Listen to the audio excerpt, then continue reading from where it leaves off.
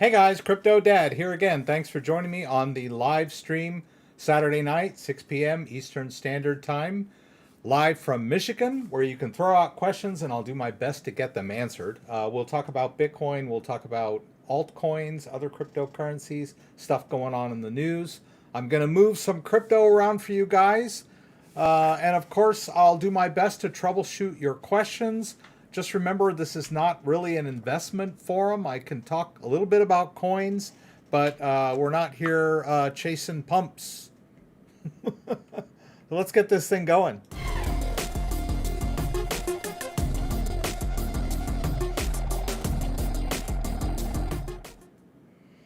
All right, welcome everybody. I'm here with the rig and the setup. I think I got everything working. We got mics, we got lights.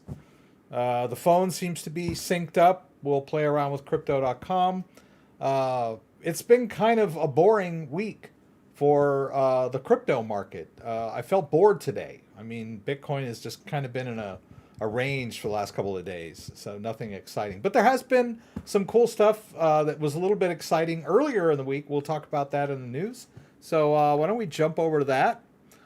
First of all, I'd like to thank everybody for being here. Buddy Love is here. Scott Lee is here. Welcome again, Scott. Mr. David is here from Texas. Barbara K is here. Thank you. Where are we here? Oh, I'm still over here, aren't I? Sorry about that. So hello, everybody. Thanks for joining. I've got a few questions that were in emails and comments that I'd like to kind of address tonight. So we'll play around with that. Let's see. Let's pop out our chat and get that over on the other side so you guys don't have to look at that. I mean, you can see it in your own version. You don't need to see a smaller version of it in my YouTube video, do you? All right. Let's jump into the news real quick. I want to jump into the news, get things going here. That's the big story I was talking about earlier. Fake news, Litecoin price surges 35% following Walmart adoption hoax, right? I forget what day that was. It seemed like Monday when it happened. This story is dated the 13th, which was Monday. I guess it was Monday. And it seemed to be in the morning, pretty much like not too long after the U.S. stock market opened. And I was here in front of my computer, and I have a lot of different apps on my phone that send me alerts for price movement, Uphold, Crypto.com. I've got like apps that send me price alerts just like out of the blue that I've hardly ever used, like MEW, blockchain. I don't know. So anyway, I got an Uphold alert that said Litecoin was way up. And I was kind of like, oh, Litecoin, okay. Now, I see BAT is up. I see Bitcoin is up. I see Ethereum is up. Ethereum is down. I mean, I get all kinds of alerts. So, but, Litecoin was kind of like, oh, okay, Litecoin, it's up, right? And then I'm looking at Crypto.com on my phone, and I see that the price of Bitcoin has just shot up by like $1,500. So I was kind of like, wow, that's kind of cool. The market's up today. I figured, I didn't really realize it had anything to do with Litecoin driving anything. And then all of a sudden I look again and I see Bitcoin's down real hard. And I was like, what's going on, man? This is really weird. And so I did a little bit of research, poked around, and it was that Litecoin thing, right? I guess there was a global newswire had a story that Litecoin was in a partnership with Walmart, which really doesn't make a whole lot of sense. And why Litecoin? It was just a weird story. But that's what it was, and it brought up the market.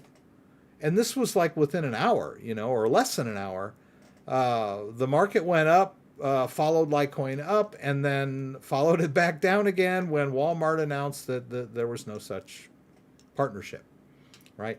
But what kind of made me upset about the whole thing was that all these mainstream news stories were like, that's why we need crypto regulations. Crypto's unregulated. Oh, I'm like, well, what is crypto have to do with anything? Crypto didn't do anything. It's Global Newswire.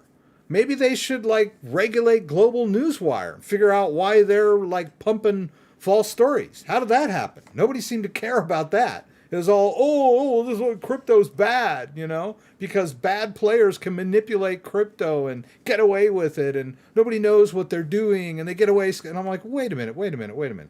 This is like the mainstream. This is a problem with the mainstream Global Newswire, rumor mill. And so anyway, I mean, I don't want to get on my box here again, but we all know the Fed manipulates the market to keep stock prices high for political reasons, right? We know that they pump money into the economy and they, sell securities and buy bonds and do all this stuff in the background to keep the market afloat. And if that's not manipulation and fraud, I don't know what is, right? So, I mean, like, quit, telling the crypto market that they're all a bunch of fraudsters. They aren't. It's a real market, right? It's not propped up by anything. Now it is, of course, all markets can be manipulated in some way or form.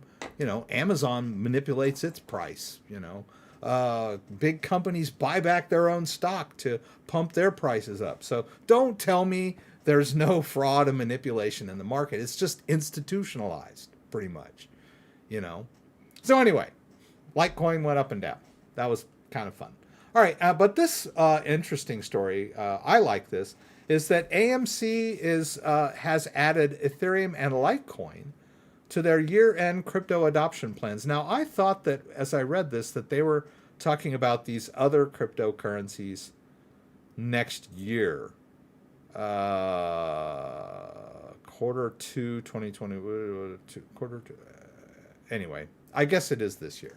But, and how they're going to accept it, I don't know. But they said that, they said something about their concessions. So, I mean, I get online Bitcoin acceptance. That's pretty easy.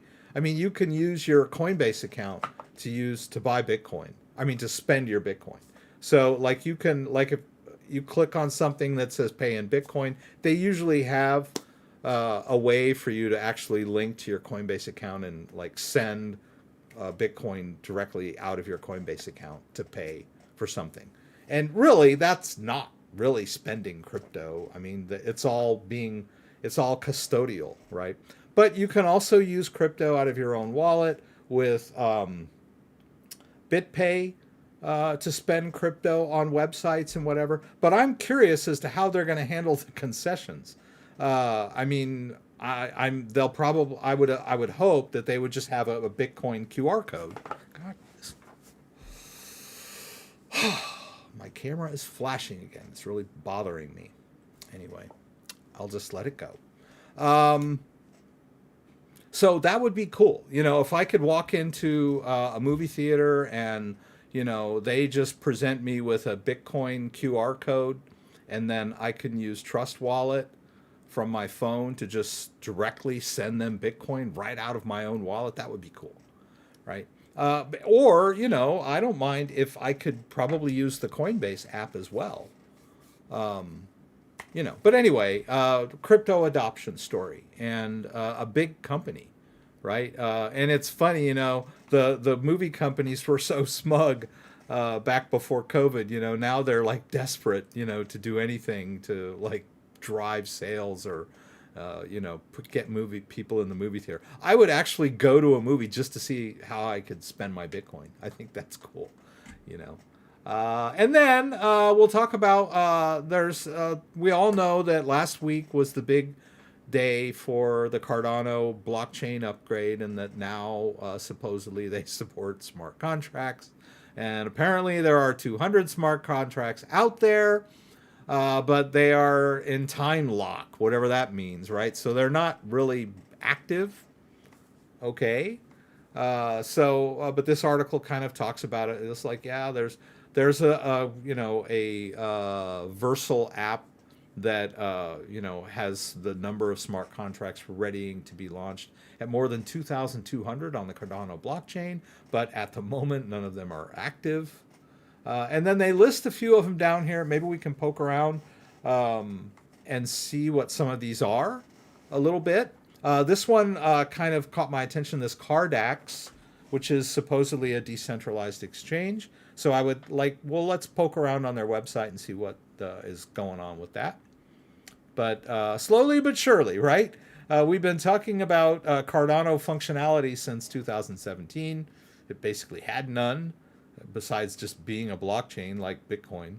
But now they've got smart contracts, and so we'll see. Price of Cardano is down a bit from its all-time high, right? But so is the crypto market. We had that big dive September 5th or 6th, which kind of took us off that Bitcoin high of like 52,000. And of course, we're still down from our all-time highs earlier this year of Bitcoin being around 64,000. But back then, Cardano didn't really, I think Cardano had hit an all-time high, but it was like around $1 or something, maybe approaching $2. But it was only recently that Cardano hit its all-time high of around over $3. So just because Bitcoin is off its all-time high of 64,000 doesn't mean there aren't exciting things going on in the crypto market. And then this last story is about Celsius hit with more security. You know what? I was thinking this was BlockFi. I was wrong. This is a different company. I guess they're U.S. based, or maybe they're not. I don't know. So they're in hot water regulatory wise with Texas and now New Jersey. Here's what it is. Our Bureau of Securities has ordered a New Jersey-based company. Oh, they're New Jersey-based. Okay, I didn't know that. Anyway, stop offering interest-bearing accounts, damn you. Stop giving people rewards on their crypto, right? Stop offering better interest than banks, for Pete's sake. That's against our regulations, right? They're all like up in arms over this. Oh, how dare you, give people interest-bearing accounts and not register with us and grease our palms and, pay us off and, yeah,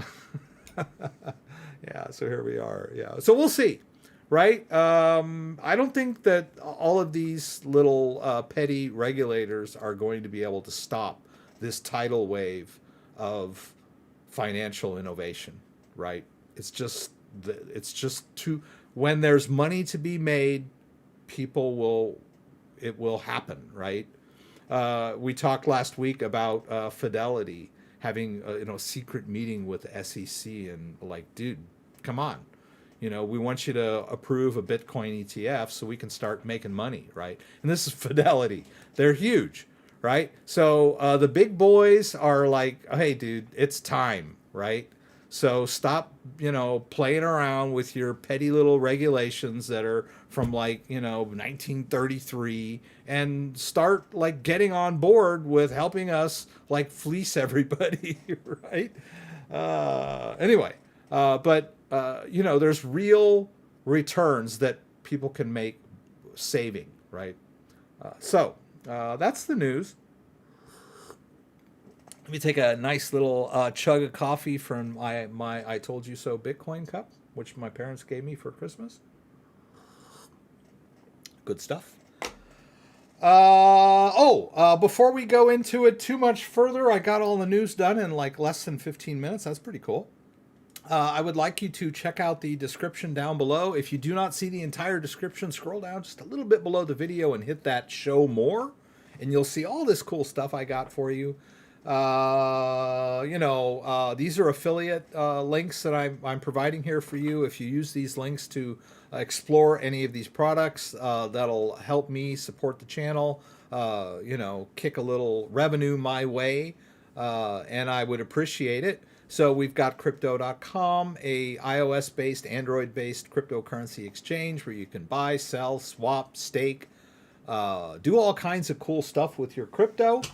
And they also have the MCO Visa card, which allows you to spend your crypto in the real world. I've been partnering with them for quite a while. And they have a referral program where you can get $25 when you sign up and stake to get one of their MCO Visa cards. And also, if you refer your friends and they do the same, you'll get 25 and they'll get 25. So it's pretty cool stuff. We got the Ledger Nano X or S cryptocurrency hardware wallet, one of my favorites. We've got the Trezor Model T. We've got the Hodler clothing line, Ledger starter pack for those of you just getting started, a little Ledger Nano S with a little crypto guide, BlockFi earning, which is still legal in the US, apparently. COINTRACKER for helping you with your taxes, a great service that will help you track all those little trades and transfers, make it easy to do your taxes. We've got NordVPN for VPNs, and Coinbase, Kraken, BINANCE US for cryptocurrency exchanges. If you're planning on signing up for any of these and you use my affiliate link, I'll get a little piece of the action, right? I really appreciate it. All right, there's my email. If you guys, if I don't get to your question, just shoot me an email. I've been answering emails and talking back and forth this week to a lot of people. Some cool links for Bitcoin, some legal disclaimers, and the news stories that we just covered tonight. Right? I wanted to give you guys an update about that ADAX that we bought last week. I believe that was the, and we bought it from this weird exchange here called EX Markets, which was the only place you could buy this coin. And we bought some. And we were kind of like, well, how do we put... Is that it? Yeah, ADAX. So we were all kind of like, well, what do we do with this? Can we store it in a wallet? What can we do? Right? So here we are, and it's like an ADA subcoin, right? And if we look down here at markets, it's still the only place you can get it is this EX Markets. And I was on Reddit earlier, and some people were saying that EX Markets was down, and that they were not giving them their deposits and all this nonsense. I didn't have any problems with them. You watched me last week. We just funded the account with a little Bitcoin, and then we withdrew the ADAX. Or actually, we didn't withdraw. We put the Bitcoin in the exchange, right? And then after the Bitcoin was successfly deposited in the account, we traded for this ADAX. And I withdrew it. I don't know. Transaction history. All right, so I bought this ADAX, right? And I withdrew. So you'll see here that I withdrew a little bit, right? I withdrew 153. As I mentioned, always use a small transaction test to find out if a transaction is going to work for you. And then once that it does and you're satisfied, then you can withdraw larger amounts. So as you can see here, I've been scraping up Bitcoin from different places, and I think once I was able to make that withdraw, I got a little more confident. I was like, okay, let's buy a little more of this. So as you can see, I dropped some more Bitcoin and even some Ethereum in here into this exchange and traded it for ADAX. And then I withdrew more, right? Where did I withdraw it, you may ask, right? Well, I decided I poked around, and someone said, hey, man, just drop it in your ADA wallet. And I was kind of like, oh, okay. So that's what I did. So I have to say I've been having trouble with Daedalus lately. Today, it's really giving me a hard time. But we can go to, I have a Cardano private key loaded on this device, and I'm in the Cardano app. I really don't need to do anything to show you this balance. Lord in heaven, the cat. Unbelievable. The cat has been jumping around behind my computer table, and now it's much bigger than it was, right? The cat used to be really small, It was a kitten. And it would jump up here and play around. But now it's big and fat, and it causes all kinds of havoc. Knocked over my speaker and like cinched my cable. Anyway, let's see. Let's turn this camera on just so you guys can see what I'm doing over here. It's like I like to always be able to show you what's going on with the oh god, that stupid curtain is closed. Come on, Rex. Which gives me that purple reflection. But anyway, it's I'm in the Cardano. Whoops. I'm in the Cardano app as we speak, right? Let's get into the Cardano app, right? And so you get into the Cardano app, and then we'll go over to a site called Adalite, which is a, here, let's move the camera here for a sec so you can see I'm in Adalite, adalite.io, right? They're going to go, okay, here we are. Beware of phishing scams, right? There are a lot of faux sites, like if you misspell the name of the website and that kind of thing. This is the actual site. We're going to use our hardware wallet, and I'm going to use my ledger. And there, it wants me to export the 6 public keys. So I'm going to hit both buttons to do that. A lot of people have issues with these hardware devices in that they'll do something like this, and then they'll click on something on the website, and then they're waiting for something to happen, and the device is asking them to, it's awaiting user input on the device. You just saw me hit both buttons. A lot of people don't realize that, and they sit there and they send me desperate emails, and they go, I'm trying to log in, nothing's happening. And I want to go, dude, look at your device. It's probably asking you a question. All right, so we're done with the device. The device is up, right? We're good with that. That's all we need to do to get connected to this Cardano wallet that I have created on my Ledger device. The Ledger device holds the private keys. We cannot use Ledger Live to view our Cardano yet. I know, boo-hoo. Let's move past that, right? But if you look down here in my transaction history, you'll see, hey, look, there's that ADAX that I deposited in this Cardano wallet. That's pretty cool, right? And there's the 153, that first smaller transaction that I did as a test. It showed up in this wallet, right? You can go up here. You can see the Cardano balance. But if you scroll down a little bit on this page, they have this over here. It says digital assets. And there it is, ADAX, 881. It's pretty cool. Boop. In my wallet. Nice stuff. I can't see it in Yori, right? So if I go to Yori, Yoroi, however the heck you're supposed to say that, it shows in transactions that the ADAX came through, but it doesn't have like a separate area in the wallet where I can see my total, right? That 881. I poked around, I couldn't find it. So I just wanted to kind of catch up with you guys from last week as to what we did. Oh, this camera is driving me insane. Why is this? Oh. I'm sorry. It just really bugging me. Oh.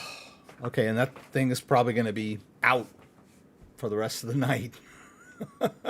Oh, no. I was just like, this is just driving me insane. I couldn't take it. Is it going to come back? Probably not. Okay. I've really done it this time, haven't I? Okay, fine. We'll just go over this camera. I don't know. That flashing was just like really starting to bother me. Anyway. Poor Charlie Brown. Aw, buddy. Love you, buddy. here we go, here we go, here we go. I'm just gonna see when I'm using this other camera, when I'm looking at the chat window, I'm not facing you guys, but hey, we'll just deal with it. How can I get my Matic off Polygon Network and back to ERC20 without the 7-day wait? Thank you. I don't think it takes 7 days that I'm aware of. I think we've used that before. I've got some things written down here. I didn't put them in the live stream description like I've been doing. Forgot to do that. But I was going to play around with some Luna tokens because someone asked me a question about that. They were like, oh, I have some ERC20 based Luna and I want to put it in the Terra Station wallet. But why don't we go ahead and fire up our wallets? Let's see where we're at here. Let's just close Yori. We don't really need it at the moment. What's MetaMask want? Oh, it wants me to switch networks. Let's cancel that. Let's go first of all. Okay. So let's turn this off. This is the mirror finance thing. Let's go to MetaMask here. Let's go ahead and just open it in one of the browser tabs so you can get an idea of what's going on here. Now, we need to switch over to Matic, right? We're going to play around with Matic a little bit. All right, so you can see there that I have some Matic, and what was the question? The question was your Polygon, right? Was it Polygon?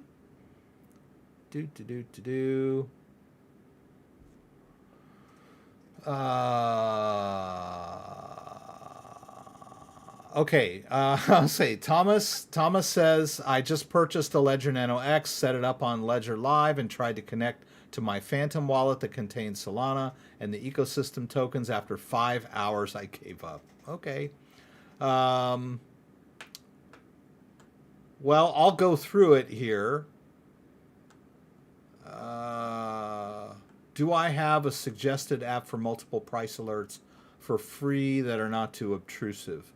Well, I generally rely on my Crypto.com app mostly for that. I don't think you have to pay anything to use the app. I guess you have to sign up for an account. But once you have it, you can set price alerts for multiple cryptocurrencies. I think if you download the CoinGecko app, you can set price alerts in CoinGecko. I use Crypto Pro to track my portfolio. I believe you can set alerts in that. And they're not any more obtrusive than any other app alert on your phone, I guess. Okay, so, but someone asked, I've got to find this here. What was it? All right, so there's questions about Solana. Ugh, doggone it. I can't find that question that somebody asked me. Pooies. Poo. Anyway, I thought it was Polygon. Okay, so let's just stick with Polygon. Matic, right? So they were like, okay, how can I send it back to the ERC20 token? And so you use the Matic. You use the Polygon chain. Use the Polygon Web Wallet to do that. Right, so the Polygon Web Wallet will connect to your MetaMask wallet, right? As you can see over here that we've got our MetaMask wallet here. You see these coins, right? With this, the US dollar coin, the Ghost coin, the Mark coin, all of those are showing up in the Polygon wallet along with their value, right? It's a pretty good wallet. It tracks.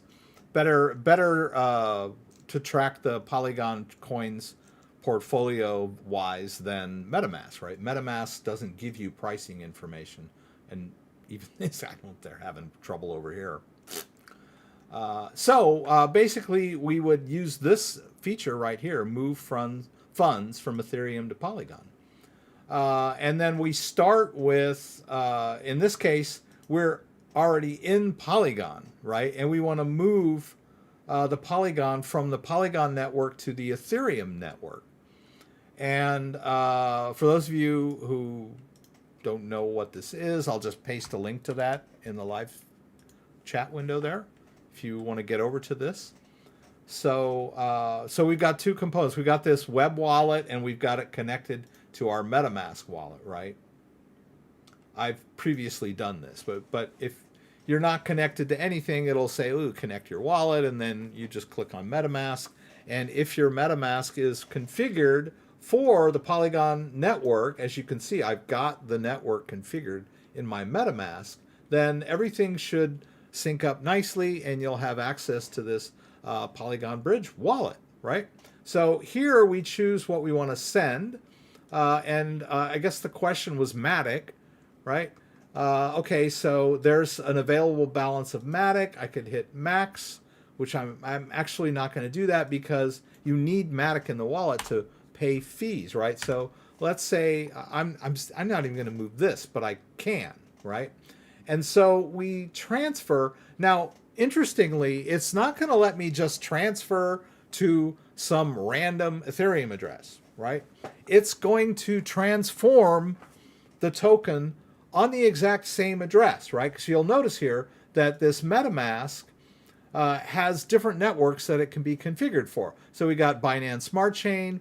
We switch to Binance Smart Chain, and we see our BNB balance, our Bake balance, our BSCS balance. All these are Binance Smart Chain tokens, right? And if we switch over here to Ethereum, right, you see the Ethereum-based tokens. So what's going to happen when we do this conversion is that it's going to, the coins that are showing up over here on the Matic network, these Polygon tokens, they'll simply leave this network and then I'll have 3 Polygon over here in the exact same wallet, but on the Ethereum network side, right? So it's not like I can take these Polygon Matic. Oh, now it wants me to connect. Well, I don't know what happened there. Oh, that's because I had switched networks, I believe, right? Okay, so I think it switched my MetaMask back. No, it didn't. Okay, so you got to watch out for this stuff. All right, so basically what we're going to do is we're going to take the Polygon Matic, 3 of them, right? We were going to, I don't really want to do this, but I would transfer them over to the Ethereum side. Now, to get them going, it doesn't cost that much, right? It only costs like way less than a penny on the Polygon side. But when you get over to the Ethereum side, it's going to ask you, you're going to have to pay an Ethereum fee, right? So it may not even be worth it for you. The whole point of this Polygon is that the fees are so much cheaper. And you can sell your Polygon. You could sell your Polygon for US dollar coin Polygon, right? And park it, right? So it's really, I mean, unless you're like ready to cash out, this may not, is it worth it? Is the question.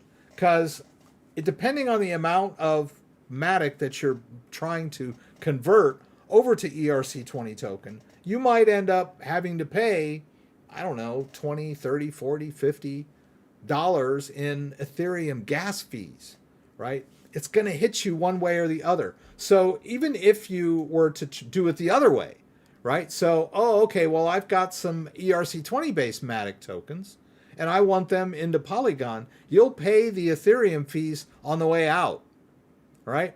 But if you go the other direction, if you start from Polygon and you move some tokens out of the Polygon and convert them over to the Ethereum network, that incoming Ethereum is transaction, conversion, whatever you want to call it, is going to charge you, right? So, the whole reason we're using the Polygon network and the Solana network is to avoid all these fees over on the Ethereum network. And I believe, like, if we go to Coinbase Pro, I believe they only accept ERC20 based Polygon, right? But you can put, I believe they'll let you put regular Solana in there.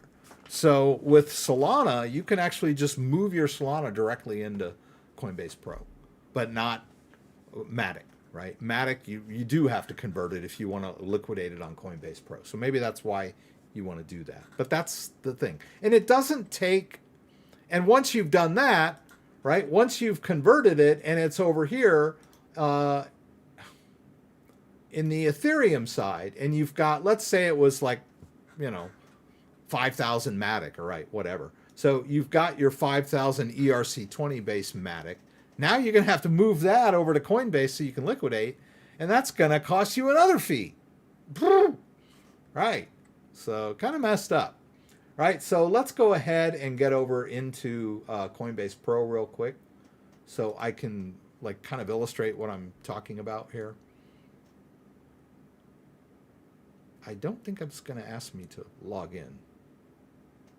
Coinbase Pro just kind of lets you. All right, so let's say I want to deposit some Matic, right? Because I'm ready to liquidate.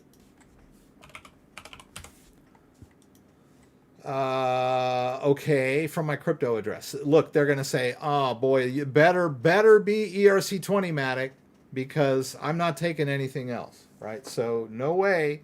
You can't just move your Matic from the Matic network right into Coinbase. You got to do that conversion and get hit with Ethereum fees twice, right? But let's take a look at Sol. Like if we do a deposit of Sol,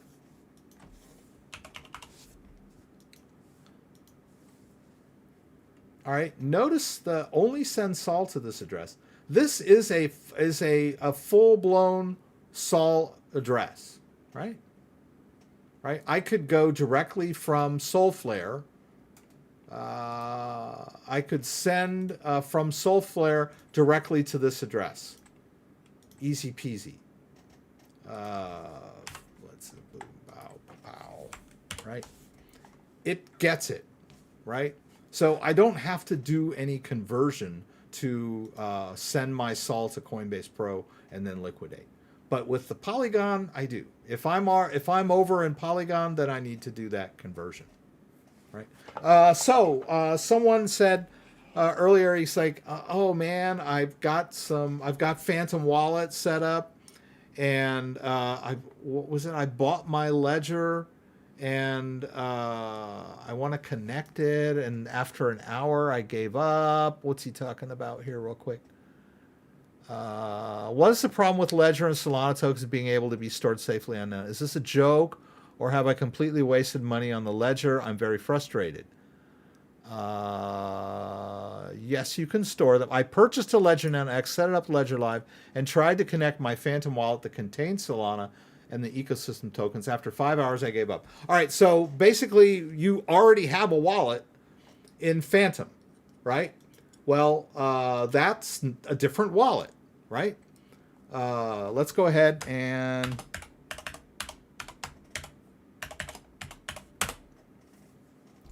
all right, so we've got, and notice this is the same wallet as over here, right? We're just using a different interface. But we also, I think I have, let's do this, main wallet. Okay, so basically Thomas set up Phantom before he had the ledger, and he put some Solana in there. Good job. I'm not sure where you bought it, how you did it, but you figured it out, right? And you put your Solana in this Phantom wallet. That's great. Wonderful. All right. And then you ran out and bought the ledger, and you said, okay, now I want to use my ledger to store my Solana. And that's well and good also, right? But when you install the Solana app on your ledger device, you're creating basically a new wallet, an empty zero balance wallet. So there's really no way to like take this wallet that you've already created and somehow link it to the ledger-based wallet. They're two different wallets. So if you've got a lot of Solana on this in this original wallet, and you would like to use your ledger to store your Solana private key, make it safe and secure, bully to you, but you're going to have to create an empty wallet and then transfer the Solana in this main wallet into your ledger-based wallet. Okay? So if we go over here, oh, jeez. Okay. Hang on just a second. Okay. All right. Something from work. On the weekend. All right. So let's take you through the steps, Thomas, right? So first of all, we get our Ledger device set up, and we've installed Ledger Live. We've written down our 24-word recovery phrase. We've got this guy ready to go. It's set up, right? And then we go over here to Manager, and we say, hey, I want to work with Solana, right? So we connect our device, and let's see. I'm going to show you what I'm doing here. Boop-a-dee-boo. Okay, it wants me to allow Ledger Manager. I'll do that. What happened? I thought I had this thing like zoomed in. I don't know what happened. Okay. All right. Okay, and so now that I've done that, let's this big here. We find the Sol app. All right, we install it on our device, right? So that we've got Solana. And then we're done with Ledger Live. We don't need Ledger Live. You can't view Solana in your Ledger Live account. There's no way to do it, right? The only thing you can do in Ledger Live is to install that app, right? So installing the app creates a private key for Solana on your device. That's it. You're done, right? It's created an empty wallet for you, right? I've got the app installed on my device. Now I need to either use Solflare or Phantom or some other Solana-based wallet, right? So let's get into the Solana app. Oops, right? We'll hit both buttons. We're in there. Now, I believe in order to do staking, you need to go to Settings and allow blind sign and make sure that's yes, right? That's just housekeeping. It just has to do with the ledger firmware, software, whatever, not quite compatible with all of the Solana contract stuff, right? So you have to tell the ledger to just approve it, right? You know, I know there's a small security risk there, but it's acceptable as far as I'm concerned, right? It may not be for you, I don't know, but allow blind sign, right? But anyway, that's really not that important for just getting the wallet connected, right? So I can go to Phantom here and say add connect wallet and say connect my hardware wallet, and it's going to look, it found it. Okay, boom, there it is. It's got a bunch of addresses here. You would like create this, you could choose any one of these. It doesn't matter. You just have to remember which one you used, right? Let's just do an empty one, just so you can see what it's going to look like over here. Boom, account added. Let's go back to Phantom, and here we go. It's called Ledger. It calls itself Ledger 2. I believe I can somewhere. I've done this before. Here. I can just call this Ledger X. Ledger X2 or whatever. It's a second one anyway, right? So it's fine. Leave it that way, right? But notice here, let's go back over here. It's empty, right? That's how you set up a Solana wallet on your ledger. Install the app, go over to your app, do an import, connect to your hardware device. You got your zero balance, all right? Now, you'll do a receive, send from wallet exchange. There's the Solana address. Let's go back. Let's go back to that main wallet that you created before you got this Ledger device. And then you want to send it over to this empty wallet, right? The reason why you're putting it in the Ledger-based wallet is because it's more secure. All right? And you don't have that many Solana fees to worry about because Solana fees are cheap. So just go ahead and send it over there. Why not? I'll paste in the address. Did that work? Wait a minute. All right, let me try that again. Send, oh yeah, I'm going to send the Solana to the Solana address. I'll send it all. It's not that much. We'll hit next. Away she goes. And actually, I shouldn't really have done that because I needed a little bit of Solana in there for that other coin, whatever it is.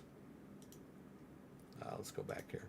Right, this radium is like kind of stuck now. I'm going to need to put some Solana back in there, but let's not worry about that too much. Now, there we go. Our brand new Ledger device that we just put the Solana app on, created an empty wallet. We've now moved the Solana that we had in our Phantom wallet earlier. Now it's on the Ledger, safe and secure.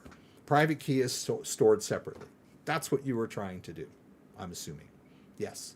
And yes, it's complicated, and, you know, it's not user-friendly, and, you know, it's a real pain. I get it, right? But it's not Ledger's fault.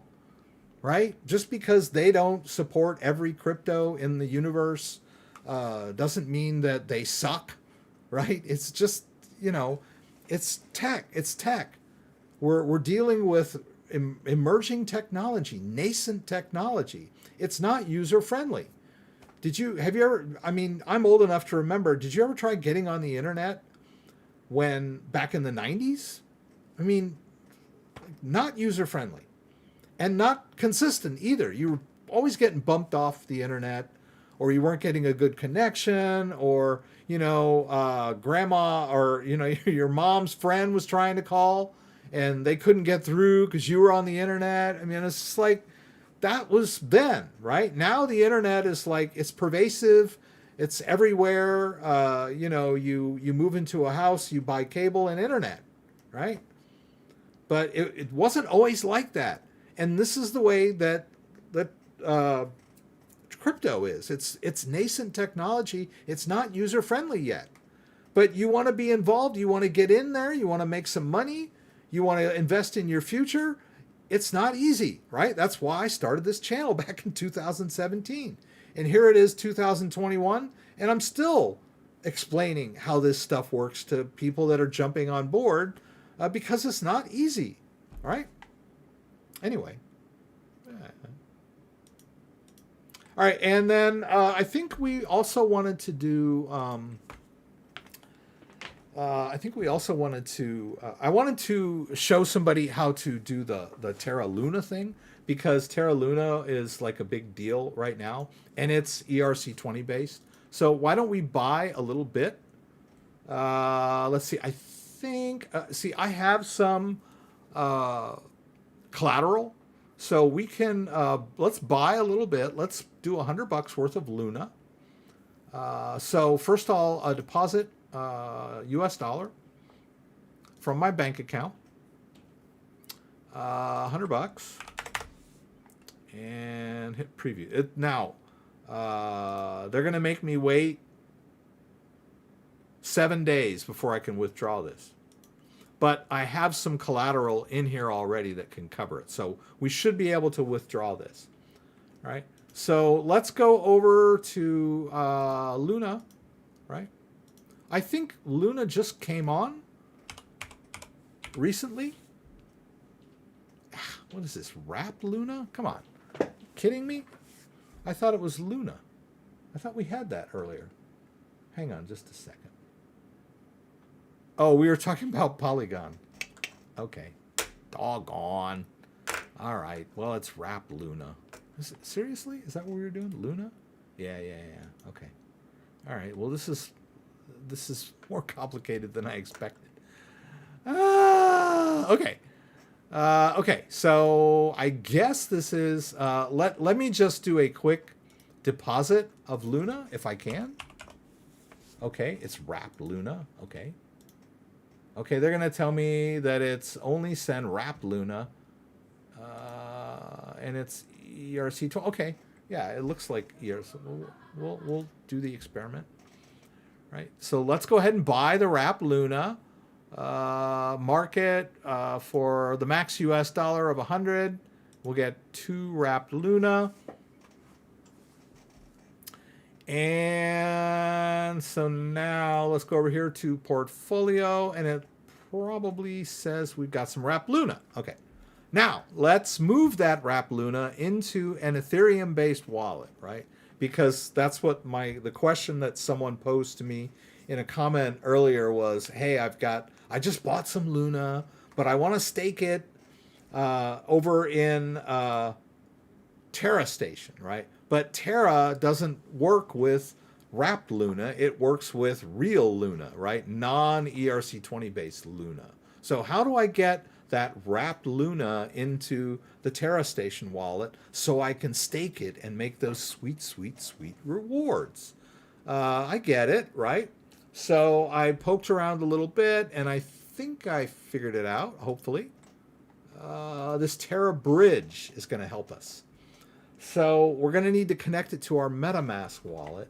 So let's go over. Okay, we're already in the Ethereum side. Let's copy the address into our clipboard. Let's go back over to our Coinbase Pro. Let's do a withdrawal of our Wrap Luna. It should allow me to do this, but it might not. Let's see. All right, it's looking good. All right, it's going to let me do that. It's apparently it's enough Luna. All right, so let's hit withdrawal. And I need my two-factor authentication for Coinbase. All right, let's hit that. Off we go. And let's hope and pray that it shows up in our MetaMask wallet. Well, what if it doesn't? All right, so let's go over to Etherscan. Okay. Wrap Luna, is that going to show up? Mm-hmm. Ah, come on. Give me a break. Oops. Is there such a thing as Wrap Luna? Luna? Okay, that looks like it, right? Looks good to me. All right, so here's Etherscan, right? This is the Ethereum Blockchain Explorer. I searched for a token called Wrap Luna, which I believe is what I bought. I'm hoping it's what I bought. Let's copy this into our clipboard. Let's go over to our MetaMask wallet. And it's going to be a minute, right? I think if we go over to back to Coinbase Pro, oh, it says it's completed. All right. All right, well, here we go. All right, so let's go over to MetaMask. I don't see the Wrap Luna. Let's refresh just for the heck of it. I still don't see Wrap Luna. Let's go down to Add Token. Let's do Custom Token. Let's do that contract address that I got, right? And let's do Next. And lo and behold, there they are. Boom, babbity boom. We did it. We got our Wrap Luna into our MetaMask wallet on the Ethereum side, right? Now we need to somehow convert that over to, okay, I don't know. What am I going to do here? All right, so first I need to connect my wallet. Oh, no. Terra Station is, oh, okay. I thought this was MetaMask that I was connecting to earlier. I could have sworn it like connected to my MetaMask. Am I crazy? I must be crazy. Huh. Let's see here. Oh, of course it wouldn't have been Matic. That would have been something else. Okay. All right. Okay. If you say so. All right. Terra Station. Okay, let's try this again. Terra Station extension. Download Terra Station extension. Here we go. All right, let's add this to Chrome. Let's add extension. All right, apparently it's in there. All right. Huh. Well, the question to me that I'm wondering is how in the heck am I going to get it from my Ethereum over to this thing? Doesn't make any sense. Okay. Okay. don't want to go through all this. Damn it. Okay, I guess it's not as easy as I was thinking. I mean, it's not that I can't do it, but I'm going to have to write down a recovery seed and just go through all this crap. All right, fine. I do have a ledger-based wallet for Terra. Let's use that. Let's see if we can... I've taken you this far. Let's see if I can get it all the way through. All right, let's get out of the Matic or Solana. Let's go over to Terra.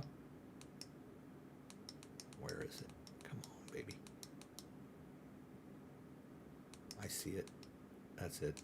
All right, so we're in Terra. All right, let's do access with Ledger. It says plug it in. It's in there. Why? Come on.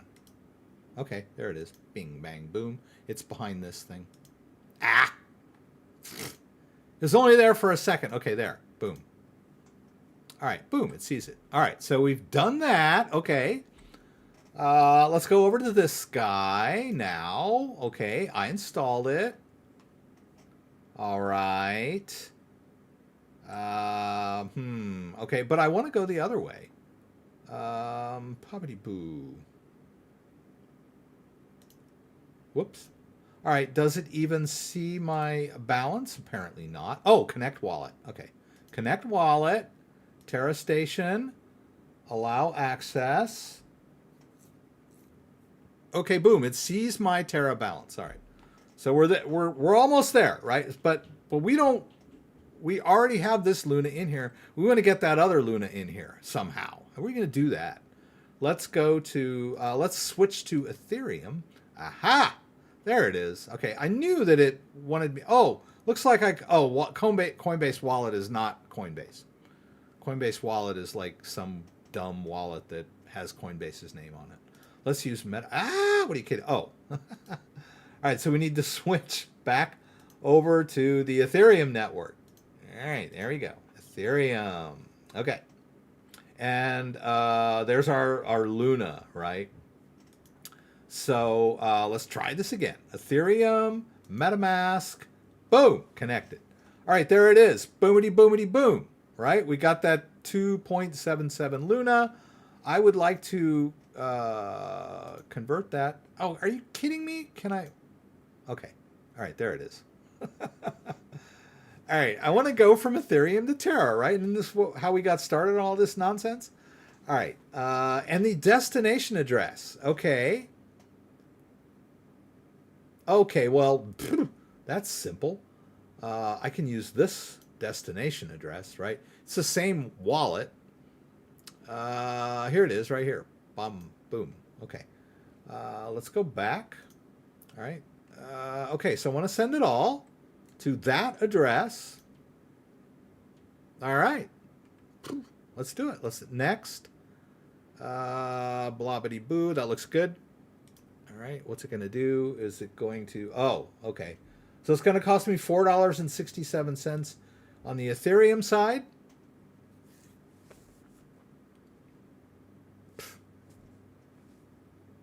And I just need waiting for MetaMask to confirm this transaction. Shouldn't take it too long. I don't really need this device showing. I think I could have done this without actually connecting this thing to my ledger-based Luna wallet, right? Okay, there. It connected. So basically, really, if I'd have started with Ethereum on the left side, it would have connected to my MetaMask, and I wouldn't have had to go through all that connection business. That was superfluous to what we're doing right now. All right, so it cost me like $5, right? Let's go back home. All right, so now the Ethereum wallet that I've got connected to MetaMask has no more Luna in it, right? And I can go over to Terra Station and wait with bated breath for some more more Luna to show up, if it ever does, right? And if it does, it'll be a miracle.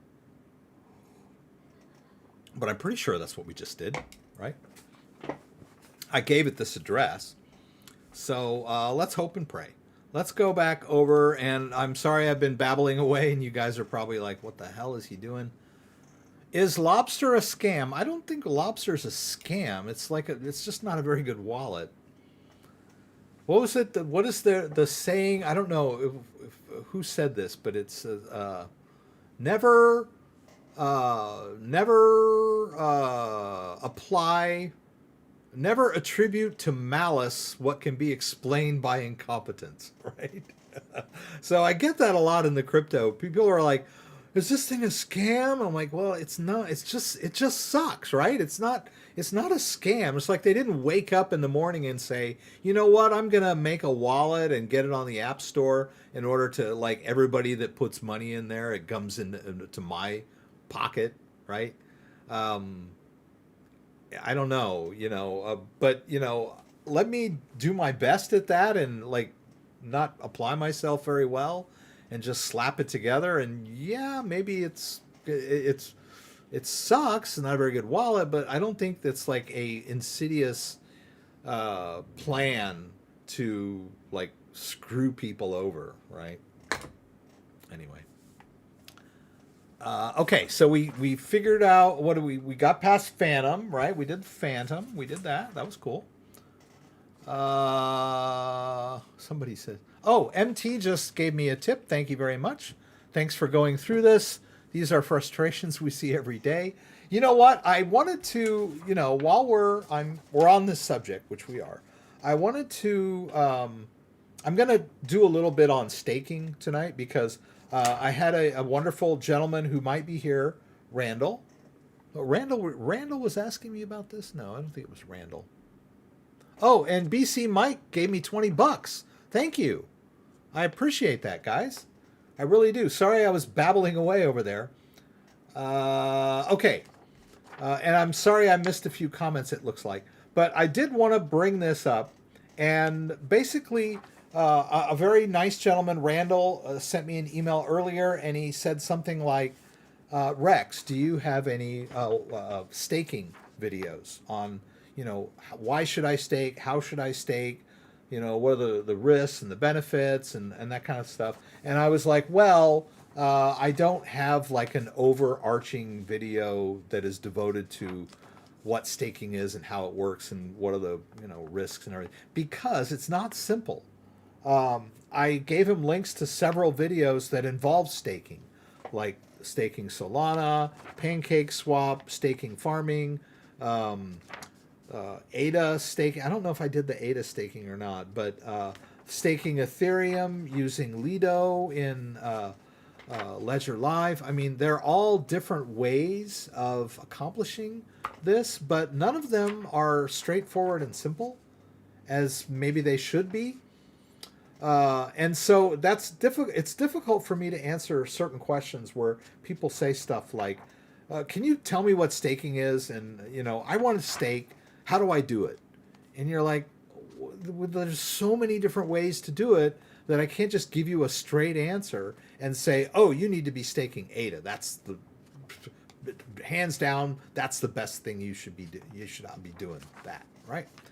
There are ways to make like sick returns on staking and farming on decentralized platforms, but they're fleeting, right? Like if I was speaking earlier with Andre from GrizzlyFi earlier. I did an interview with him, which I posted. You guys should check that out. And we were talking about my video that I did for Pancake Swap back in 2020, like August or whatever. And the APR or APY for some of these farmings, these liquidity pair farms, were way insane, right? He was like, man, when you did that video, the APR was like 800%, for BNB cake. And I was like, yeah, I know. It was like real crazy when it first got started. So not only do, you have to deal with, okay, I got to figure out how to do this, right? Like with Pancake Swap. But it's not always going to be like that, right? The APY is going to go down once everybody else piles in, right? The APY for some of these liquidity pairs on Cake Now is much lower, right?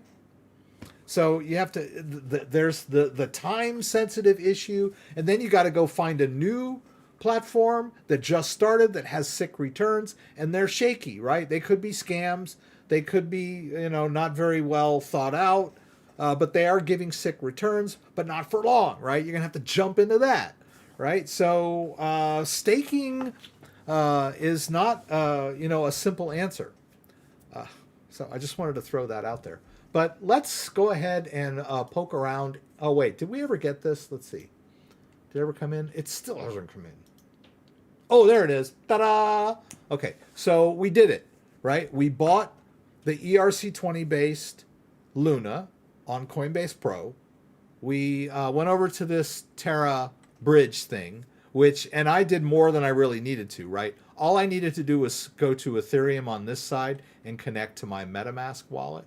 But the MetaMask wallet had to have the Luna in there, right? Which it did, right? So we bought it on Coinbase. We put it in our MetaMask, Ethereum-based MetaMask wallet. And then we were able to use this Terra bridge to convert it over to Terra mainnet, right? So now the tokens are, let's see, history here, right? There it came with 2.77 Luna came in. Right. And it didn't take, I went through a lot of gymnastics, but it didn't take me that long. Right. And the earlier comment about the Matic conversion taking 7 days. Oh, he might have been talking about the wait time for Coinbase Pro. I'm assuming. I don't know. Maybe. Right, because Coinbase Pro is going to make me wait 7 days. But that's because if all I had in here was that $100, it would have let me withdraw that Luna, right? But I already had some coins in here from earlier. The Polymath, which is $700 worth of Polymath, covered that $100, right? So if I try to withdraw all of the Polymath, it'll say, you just put $100 in there. You got to wait 7 days before you can take that $100 worth of coins out, right? But for now, right, it's covered, right?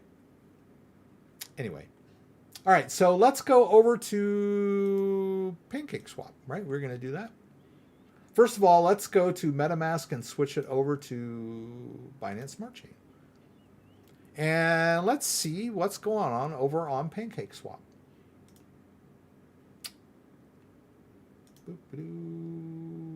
Crypto exchanges, PancakeSwap. Okay, so we have a MetaMask wallet that is configured for the Binance Smart Chain, right? If you don't know how to do that,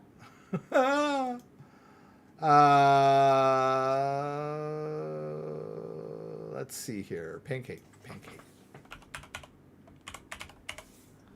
I believe this video, I've done a lot of videos on how to do this, but this one kind of takes you through from beginning to end, and it shows you how to convert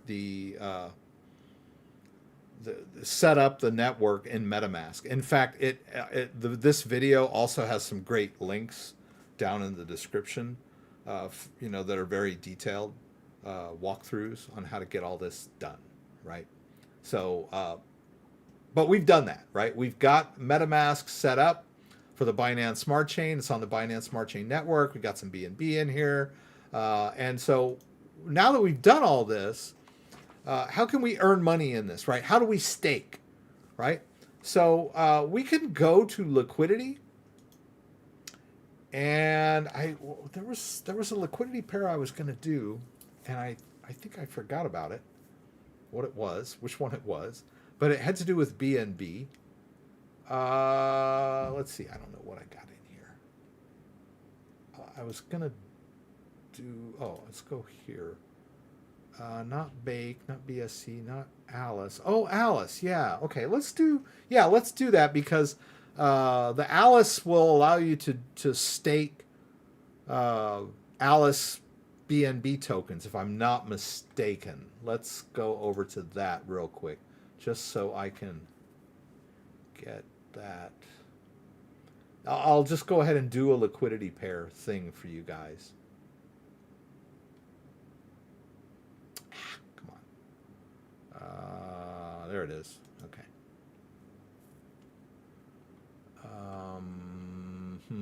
Okay. What? Oh, it's different. That's different. Okay. Lottery. Okay. There it is. There it is. There it is. Okay. So yeah, wrapped. Okay. There we go. BNB and Alice liquidity pair can be staked in Alice, right? So let's go ahead and I'll show you that. Alice, not the greatest example, but at least I can show you what we're going to do here in PancakeSwap, right? So we're going to add some liquidity. Now I have some Alice already, right? I got Alice. And what's the max here? Whoops. Oh, it needs to load. Give it a sec. I'm not going to do all of it. I'll just do some of it. All right, there's 159 Alice in there. So let's just do 30. Let's find out how much that is, right? Whoops. Alice doesn't live here anymore. Where was it? We were somewhere, some restaurant or some coffee shop where they were playing that song, Alice. Go Ask Alice by the Jefferson Airplane from Grace Slick. Where was that, man? A lot of it's weird, you know. Most of the restaurants in Michigan, in where I'm from in Michigan, play like mainstream, bland, middle of the road pop music, right? From like the 70s and the 80s and the 90s. But yeah, we were somewhere and they were playing Go Ask Alice, you know. It was like, and I said something to I was gonna tell my wife, like, you know, this song is about doing acid, right? But I didn't. I was like, it's not. I don't want to get into it. But anyway. Alice, right? All right, so what we're going to do, we're going to say 30 Alice. How much is that? Oops. Okay, 30 Alice is, yeah, that's a lot. Let's do 20. Let's do 20. All right, so 20 Alice is like 250 bucks. Okay, I can handle that. So let's go over here and what did we decide? 20. Okay. All right, so there's 20. Now I need a, is that all? Oh, we could have done more than that, right? I got a lot. All right, let's do 30. All right, and that is about 1 BNB, right? I can deal with that, right? So when we create a liquidity pair, we're putting in an equal amount of 2 different tokens. And this gets put into the pool. I lend these coins to the pool so that when other people come in and trade, there's some liquidity, right? This is not centralized. Everybody that participates in this decentralized platform can lend their tokens to the platform so that other people have liquidity when they make trades between these 2 tokens, right? And by doing that, I'm going to get a piece of the trading fees, right? Because PancakeSwap charges trading fees, right? So I'm going to participate by depositing some liquidity into this particular liquidity pool. The risk here is that if one or the other of these tokens goes way up or way down, my liquidity pool is going to get like lopsided, right? And it might not, I might end up with the coin I really don't want, right? The coin that goes down, right? Anyway, there's some risk to this, right? So we're going to hit supply and we'll put that in there, that BNB. All right, so there we go. We've done that, and we've created this liquidity pair, and now we have deposited liquidity into this liquidity pool, right? And it should show there, right? It says LP tokens, right? And let's see if it shows up in my MetaMask or not. Let's go over here. Let's refresh this. Do we see Alice LP? Probably not. Yeah, I don't see it here. No big deal. All right. I don't see it in, it's not a big deal that it's not showing up in the wallet, but we can see it over here, right? So if we go to farms, I can take those liquidity pool tokens and deposit them into a farm and even earn more, if you can believe that, right? But let me see, can I search this thing? Yeah, let's do Alice. Is the Alice one? Yeah, see, the Alice one is still there. So if I enable the contract and pay my 9 cents, then I can farm those liquidity pool tokens. I'll take those liquidity pool tokens and deposit them into this farm and earn that 49.42% APR, annual percentage return. Okay, and they should see them, right? There they are. I've got those tokens. I could put them in there like it's, like it's around $300 or whatever, almost 400, and boom, there we go. And now I can earn on that again, right? So this is not easy, right? But I can also do it over here in Alice too, if I'm not mistaken. Let's refresh this one. Let's go to lottery. Okay, we're in there. It doesn't. Oh, here. Okay. That's weird. It sees them as like 24, which is weird. What did it say over here that I had? Point blah, blah, blah, blah, blah, blah. So I don't know. It looks different over on their side, right? They see it as like 24. That doesn't sound right. But let's give it a try. So let's say, okay, we want to deposit some more. Oh, and it's not even going to let me do it. Yeah, this Alice thing is kind of messed up, right? It sees that, it knows that I have them, but like I can't pull this menu down. It's kind of weird. So maybe this wasn't the best example. Let's just do it in, let's do it over here. Let's stake the LP. Let's max it out. Let's hit confirm. And we'll assign it again in MetaMask. And there we go. So we created a liquidity pool by depositing our tokens into the liquidity pool. And then now we're taking those LP tokens and sticking them in this contract so that I can earn. Right? Now it says 700. That doesn't seem right. Was it 700? I guess it was, right? Because it was 1 BNB and 30 Alice, wasn't it? And so when I come here, I can harvest these rewards, and I believe they're paid out in cake tokens. Let's go back to the, can I do that? Oh, let's go back to the farms. I wanted to be at the top level of the farms if I can get there. Okay. Okay. Farms. Okay, there we go. Boom, boom. All right, so see these APRs, right? 39.68. That's a yearly return. So if you keep your tokens, if you keep your LP tokens in here for a whole year, then you'll get 39% of what you put in, right? But that doesn't count in permanent loss and fluctuations and the prices of these tokens. This is just like an estimate if you keep it in there for a whole year, right? So, but if, let's say this was like 1,000%, then it only would take you a few days to generate some pretty decent returns.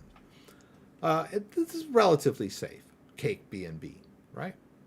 And then I can just do staked only, and it'll only show the Alice one that I just staked earlier, right? And then we can come back and harvest cake. Now here's another pitfall, right? The pitfall here is that, yeah, I'm earning these sick rewards, but they're getting paid out in cake, which is all well and good. What if the price of cake tanks, which it did earlier in the year, right? What if the price of cake is 40, right? And I'm cranking out cake and I'm looking at my returns and I'm like, man, I'm making $400 every 3 days, man, on this. This is awesome. Boo, boo, boo. And I'm putting cake in my wallet, and then I'm staking the cake in a single pool, and I'm cranking, man. And then all of a sudden, the price of cake goes from 40 down to like 15. And then, where did all those rewards go? boom, they're gone. All right. So you have to make a decision. Every day I'm cranking out $400 worth of cake.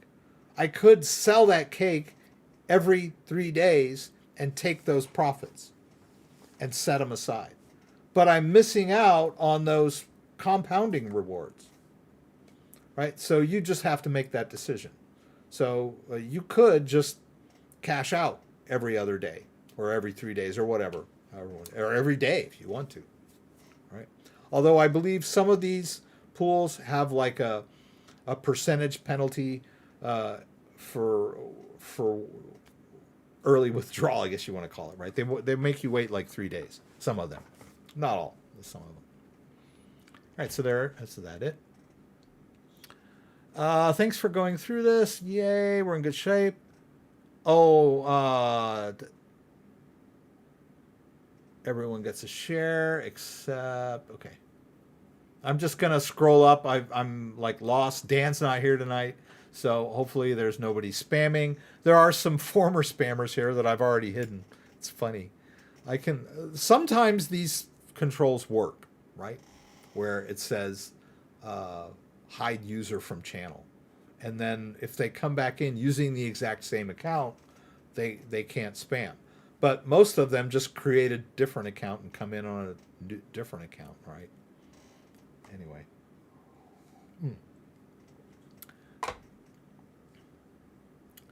How do I connect my Solflare to my CoinTracker? It doesn't show up on my ledger. No, it does not.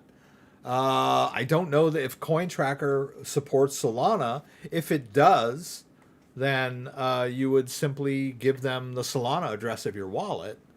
I think that's the way you would do it. I can't really demo that because I've got an account and you would see all my holdings and my tax stuff, and I can't really get in there and do that for you. But, I know we can do this. Solana.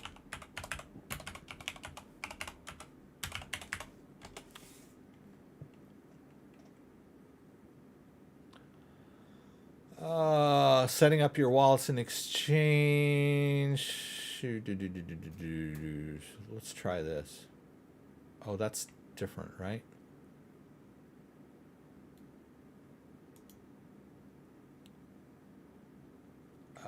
Please add support for Solana. Please, please, please. Please add Phantom Wallet. Please, please, please. I guess they haven't done it yet. Yeah, so.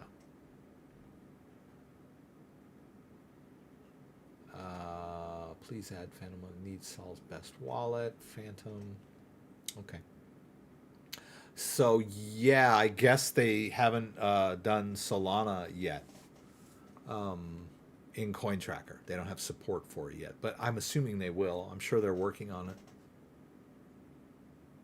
Now, it might show up in your Kraken wallet, right? If you've got your Kraken account connected and you have Solana on Kraken, it might show up in your CoinTracker, but probably not from your individual non-custodial wallet.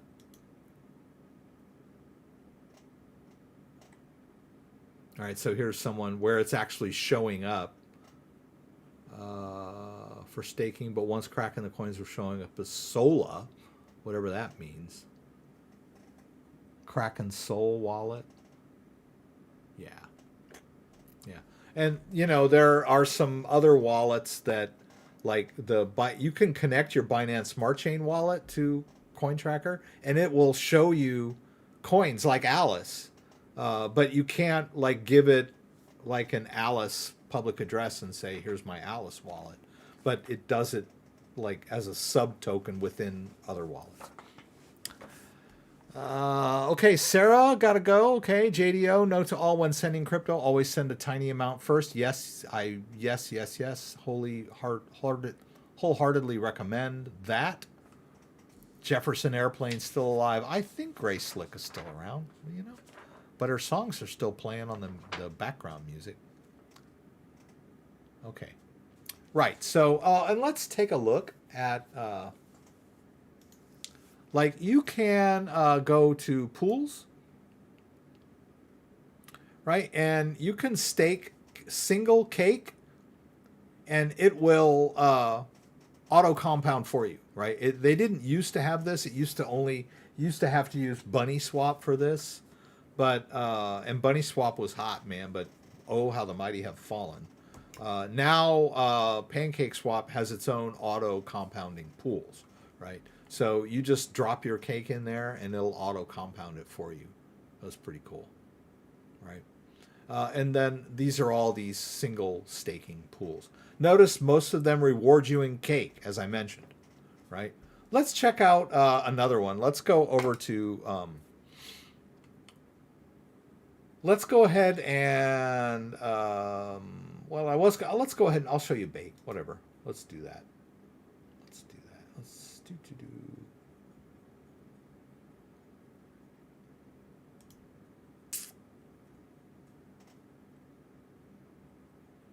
Right, so Bakery Swap is also a Binance Smart Chain based thing, right? And you can stake your single token Bake in the bread pool and earn like 9.38 ROI. Not sexy, but much, much better than you can get from a bank, right? A bank savings account is like 0.1, or if you're lucky, sometimes they're negative, right? While we're on the subject of like returns and, you know, crypto world returns versus real world returns, I did a video earlier today with Andreas and from GrizzlyFi. I would encourage you to check this one out. It was kind of an on-the-fly thing. I wasn't really planning on recording a video, but I was talking with him, and he was intending on recording a video. He was told to record a video, and he was kind of like, well, can we just like record our interview? And I bumbled around and figured it out, and did it in OBS Studio, and miraculously, I didn't get any like audio feedback. I did have to go edit a little bit and kind of pump up my audio so that it was equal on his. But other than that, it was pretty good results, right? And he did most of the talking, so I only had to bump up the audio on my replies, occasionally. It's about a 20-minute, 25-minute long interview. And really great stuff, this GrizzlyFi platform. This is a new platform based in Switzerland, and they're focusing on user ease, right? They want to make it easy for the user. They want to take all the mystery out of it. They want to bypass all the technically challenging aspects and automate a lot of this, right? And yes, they contacted me. But I have to say, I get at least a few emails a day from people that want me to promote their product on my YouTube channel. Every day. Most of them are,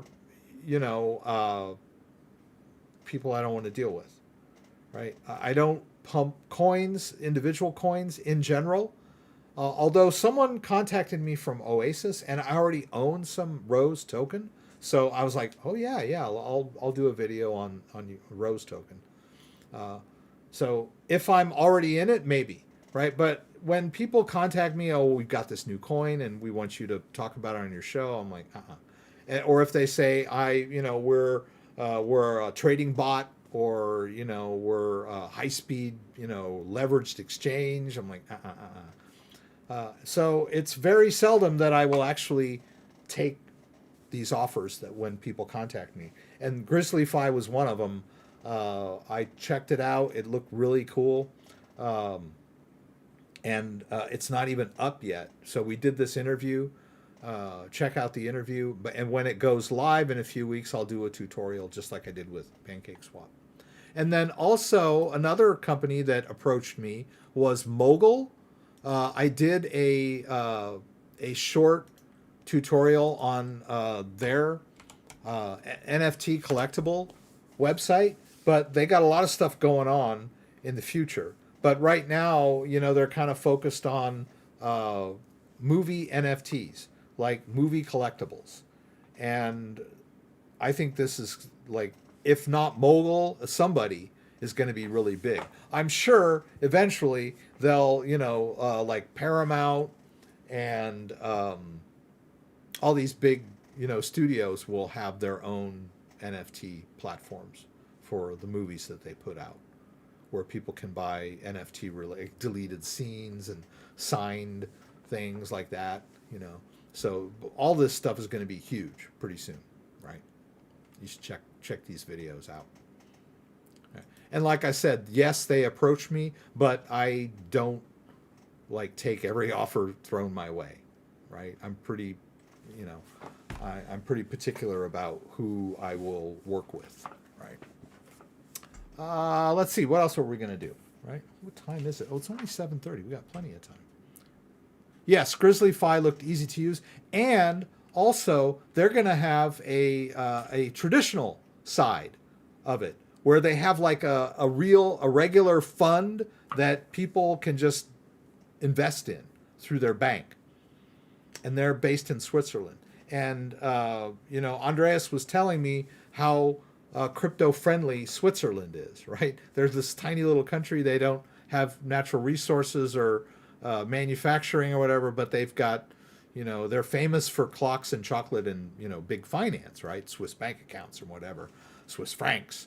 So they're very crypto-friendly, and they're going to take liquidity pool mining to the next level, and they're only going to do stablecoin liquidity pool mining, which is much less of a risk for impermanent loss than these token pairs that we were doing earlier, right? When you're just doing two stablecoins, the chance of impermanent loss is negligible, right?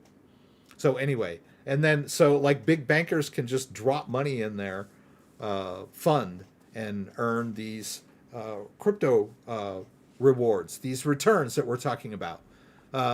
These returns that we were talking about earlier, like 82% return is unheard of in traditional finance. 4% is good in traditional finance, 4 to 8%. Right? You tell someone, hey, give me $100,000, I can get you an 82 APR per year. They're going to go, you're crazy, man. Nobody can get that kind of return. These are the kind of returns we're talking about. But these stablecoin pairs that they're going to be doing in GrizzlyFi will be less, but more stable, right? Less risky. So it's just going to be amazing. And he was telling me stuff like, oh, they're not, even if you deposit Bitcoin, you're not risking your Bitcoin. Like, okay, you're getting 40% return on your Bitcoin, but then the price of Bitcoin goes up 100%. Then what? He goes, well, it won't matter because we're taking your Bitcoin and we're depositing it with a lender, and then we're getting a loan on your Bitcoin and using your loan to do the mining.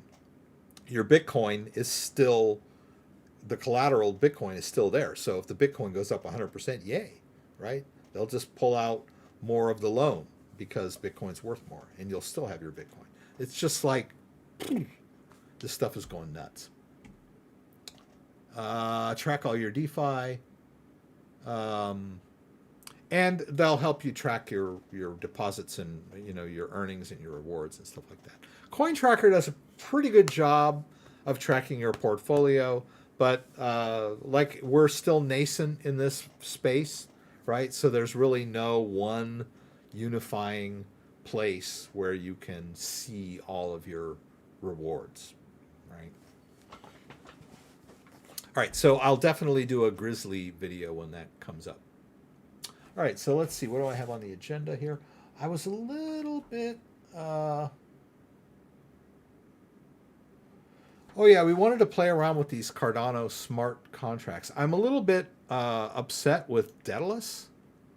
I have my Daedalus wallet paired to my Ledger device. And then, and it's like taking forever to sync up to the Cardano blockchain. And then it finally, I think yesterday, it looked like it was almost completely synced. And so this morning I opened Daedalus to like just finish up that last like couple of percentage points of being completely synced to the Cardano blockchain. And lo and behold, it dropped my device, right? My device isn't paired anymore. So I'm like really like disappointed with Daedalus wallet, right? I don't know, growing pains. Everybody's diving in and downloading Daedalus. The blockchain is overloaded. I don't know what's going on, but Daedalus has not been very reliable over the last couple of months. If I were only using Daedalus and I didn't know about Adalite and Yori, I would be effing freaking out because my my Cardano wallet is not showing up anymore. And when I try to pair it, let's go over to I'll show you this on the camera. Let's go over to Cardano. Right? I should be able to choose pair, and then it says, okay, export the public key. I hit both buttons. I hit both buttons again, and an error occurred. I'm like, seriously? This is like what's going on with the Daedalus wallet right now? Just really disappointing. I just had to bring that up. But as you know, I can do the same thing over in Adalite. I can access the exact same wallet. Right? I confirm, I hit both buttons, and it doesn't say an error occurred. It pulls up my wallet. All right.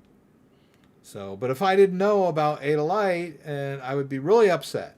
Right? But here we go. So I can see my balance, my Cardano balance. I can send it over to Coinbase and liquidate it if I want to.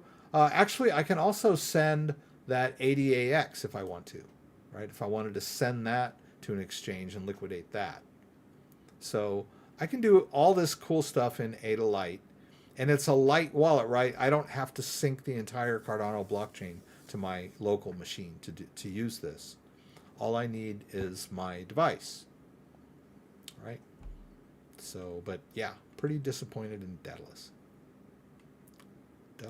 I've been using Daedalus for years, and it's still, when Daedalus first came out, it was just ridiculously slow to sync up to the Cardano blockchain.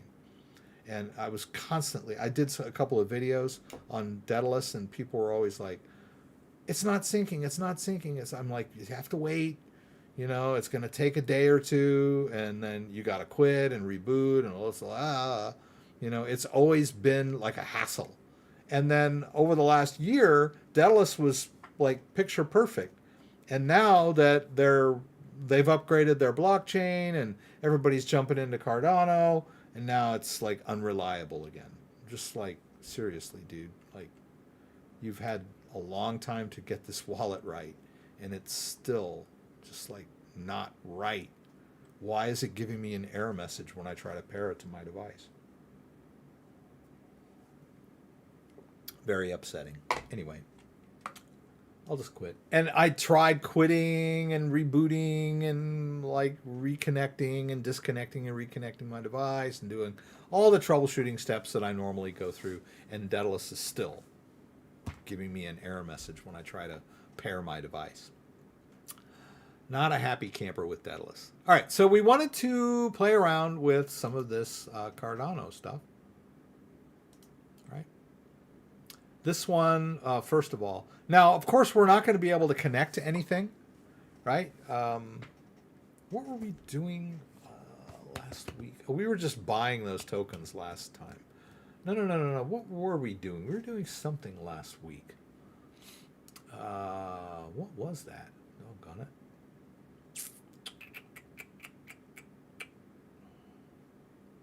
Let me look. Oh, yeah. I remember. It was that funky thing. Let me see if I can. Oh, it's starting to come back to me.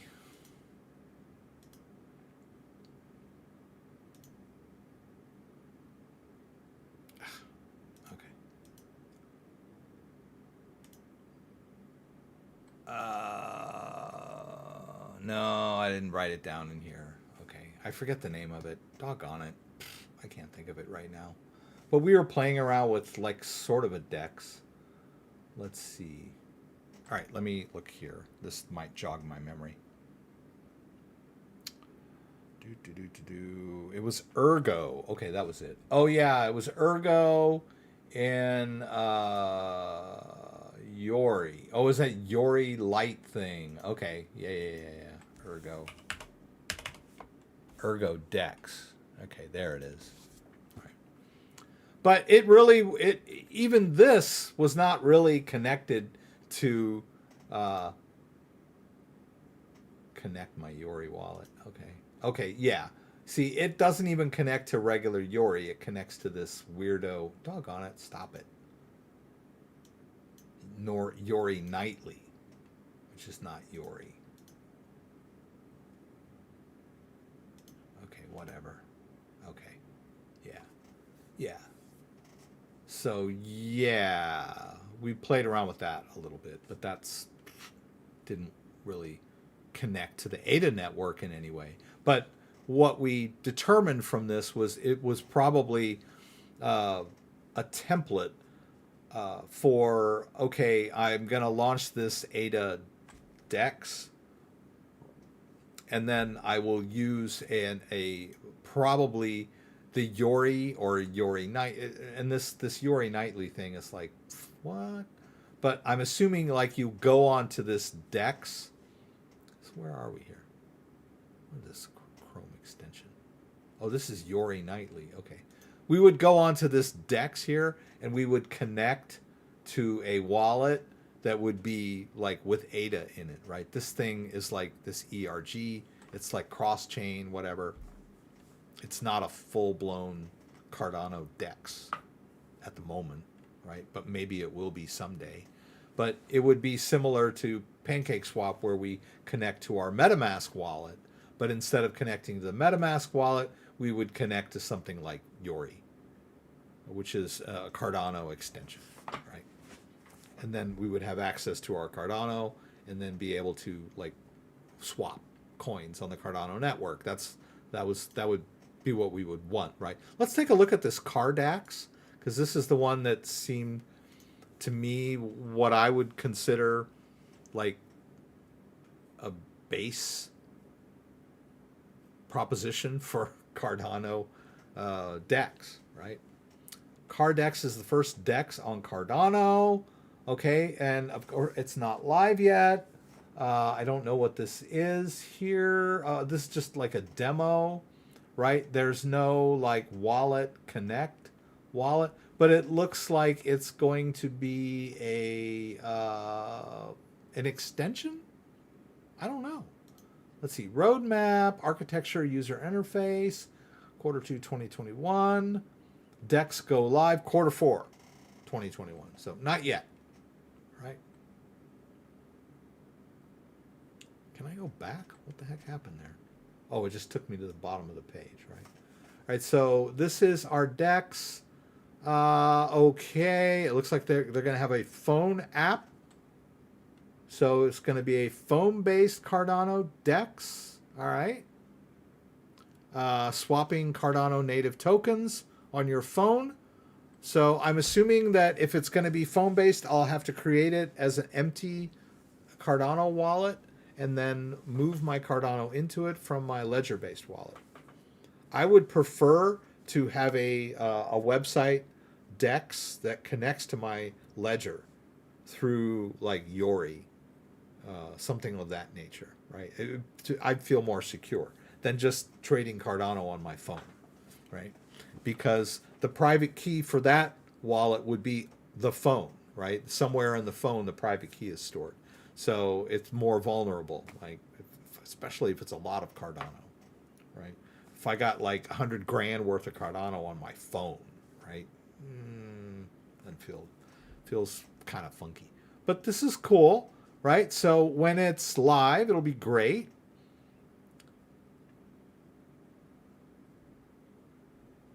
All right, a good mix.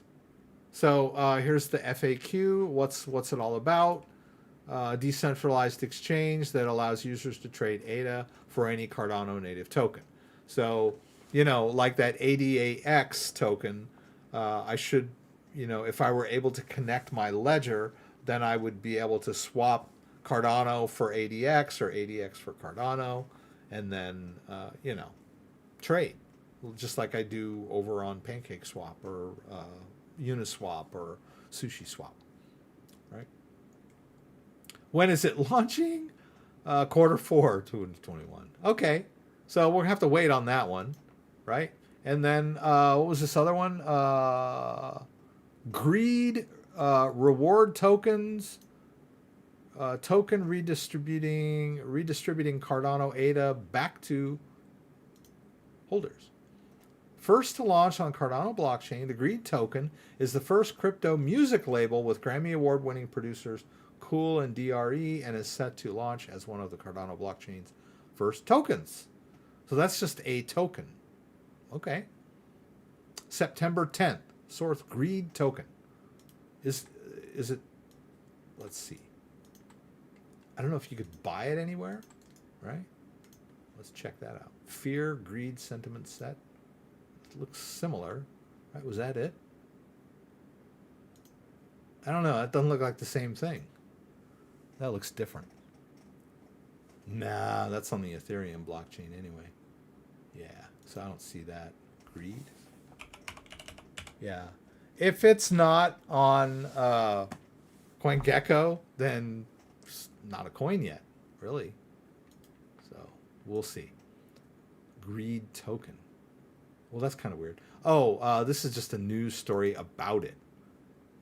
Okay, can I... It just keeps taking me in circles, right? Do they have a website? Ah, here we go. Let's try that. Okay, here we go. Boom. Oh, yeah, this looks professional. Okay. It's busy. This reminds me of like those 1996, not 1996, 1999 websites.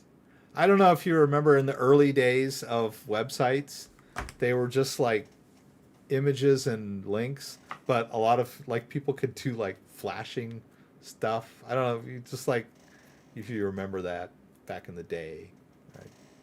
It was back in the day when the internet, the web was around, right? All right, so, can I buy it, right? Launching on Cardano, greed is good, blah, blah, blah. Okay, so how do I buy it, right? Buy. What, it's like nothing happens. Okay. So it's not functional yet. There's no chart, there's no white, okay, there's a white paper. Okay. Greed wallet, okay. Okay. Don't have a wallet, okay. All right. So we'll see, right? But buy, I don't know. It doesn't do anything. It's like no other. You buy, you hold, you get filthy rich. Oh, yeah. Gotta love it when they tell you you're going to get rich, right? Okay. Yeah, I don't know about this. If it's too good to be true, it probably isn't. Well, that was fun. All right, what else we got? Liquid, an open source non-custodial liquidity protocol for interest rate curves. Okay, well, that sounds interesting. Okay, Liquid Labs. Okay, let's go to Liquid Finance and see what happens. Launch app soon. Okay.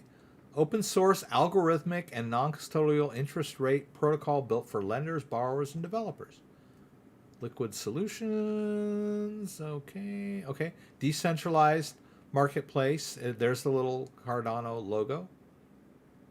Mm-hmm. Cool. All right.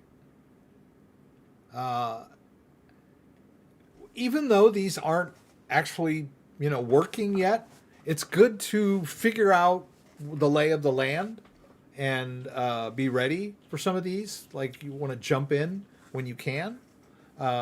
My strategy as an investor is I use my technical expertise to get in a position to grab a token before it becomes mainstream. Like you saw us last week, or you saw me last week grab that ADX token because I could, right? I jumped on this this no-name exchange that I've never heard of before and grabbed some of that ADAX token because I figure if it's hard for me to get, then it's hard for other people to get, right? So grab it fast and early while you technically can. There are a lot of investing strategies, but that's kind of mine. Whenever I see something new come up and it's difficult, I'm like, okay, I got to jump through some hoops on this one. I'll do it, right? Because that means John Q. Public hasn't figured it out yet. So I'm going to grab it before he does, right? That's my strategy. We'll see if it pays off. I don't think so. Sometimes it does, sometimes it doesn't. Okay. Am I still on? Am I still live? What do you know about nomics? Nothing. Hex. Oh, God, Hex. God, please stop with the Hex. Oh, my God, Hex. Okay. Hello, Rex. Great video. Can you show how to store Solana on a Ledger Nano, please?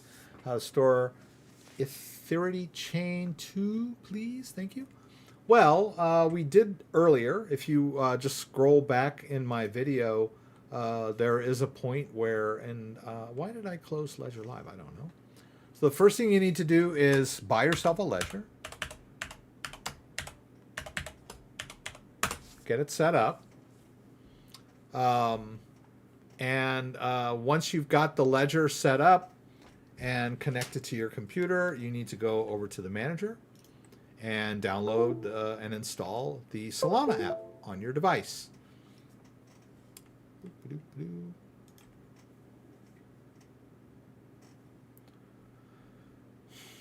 All right, you just search for it over here.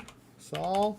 All right, there's Solana. You go over here and click install, and you get Solana on your device. There's the Solana app. All right, you cannot view Solana in Ledger Live, so close it. All right. Then you'll go over to a Solana-based wallet like Solflare, right? And or what was this other one? Phantom.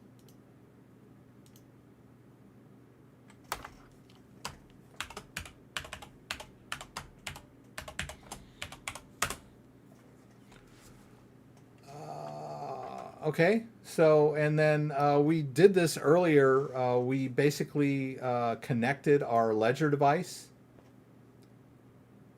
So let's see if I can forget this wallet. Can I do that? Yeah, I'll remove this wallet. All right, so I've installed Ledger. I've installed Solana on my Ledger device. Let's go into Solana. Let's go into Phantom, and then let's do a connect wallet, connect hardware wallet, seize my ledger. I'm going to select that third address. Whoops, we'll go back to Phantom.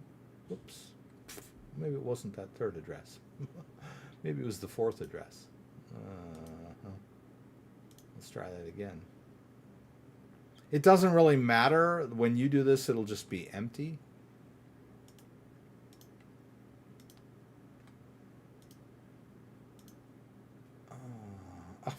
Oops, sorry. All right, where? I don't know where it is, but it's gone. I can't find it. It's gone. Oh, I see what I did.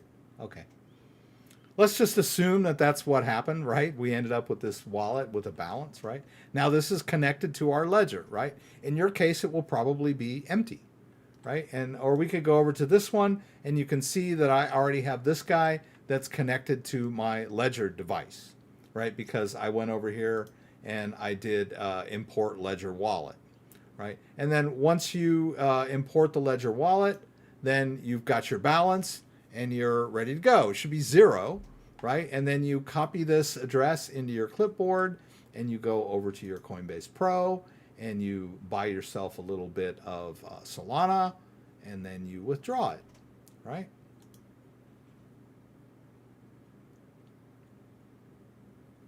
I won't do it right now. Oop-a-doop-a-doo. Right? But Sol,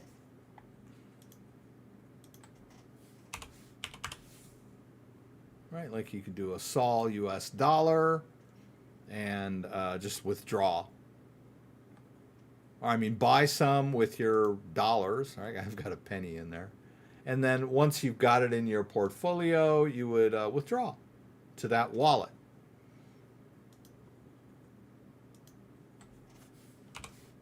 Of course, I don't have any Sol to withdraw, but I could paste in that Solana address, and that's the address of my wallet, the one that's connected to my ledger, right? Where the private keys for the wallet are stored on the ledger. And there's no funds to withdraw, but that would be it, right? And now you've got a Solana wallet that is safe and secure on a ledger device, right?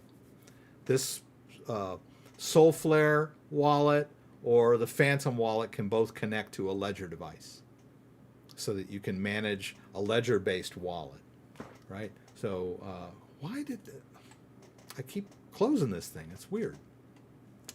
I guess I'm just trying to get it out of the way, and then it just disappears. So instead of minimizing it, I'm just closing it, which I'm not really wanting to do. Right, so we go to the manager, install Solana on our device, and then we quit Ledger Live. That's what I was doing. I was like, okay, you don't need Ledger Live, you quit it.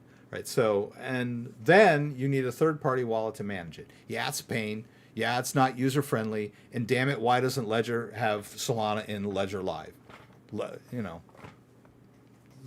you need to focus and move past that.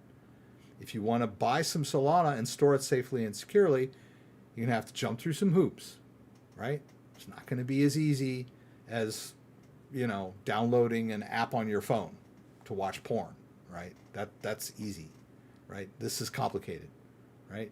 You want to sit and watch porn all day, or you want to get involved in crypto? It's up to you, right? It's complicated. Deal with it. Okay, that's cool. Let's see here. Do you own Phantom?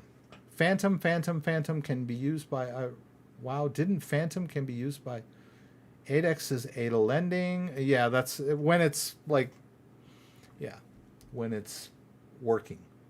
I'm talking about Phantom Wallet.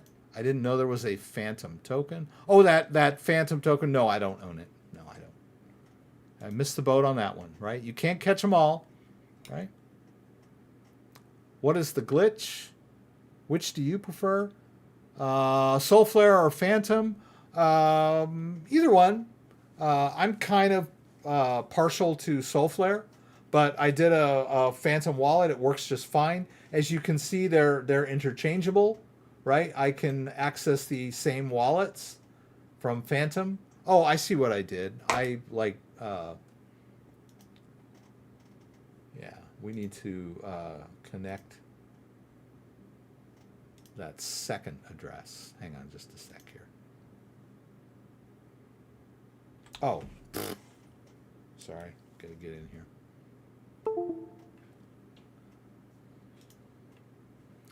Second address, there we go.